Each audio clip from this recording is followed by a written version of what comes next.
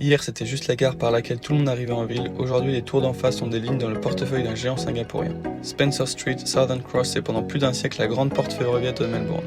Trains régionaux, inter-États, puis navettes aéroport. Côté ouest du CBD, longtemps plus industriel, moins chic que le Paris End de Collins Street. Avec la rénovation de la gare, Docklands et les projets tertiaires autour, tout le quartier change de visage. L'ouest du centre devient un hub de bureaux très connecté qui parle parfaitement aux investisseurs globaux. Tu sors du train, tu as l'immeuble en face. Justement, en face de la gare, tu as 120 Spencer Street, une tour de bureau de 22 étages des années 70, proche de 32 000 m² de bureaux, quasi entièrement loués au moment du deal. En 2022, Capital Land Investment, via son fonds pan-asiatique Coref, rachète l'immeuble pour un peu plus de 320 millions d'euros australiens, sur un rendement légèrement au-dessus de 5%. C'est la première acquisition australienne de ce fonds encore plus. En gros, Capital Land achète un cash flow quasi stabilisé, collé à un nœud de transport majeur dans un marché qu'il considère en revival post-Covid. On n'achète plus seulement une tour, on achète la géographie de la mobilité.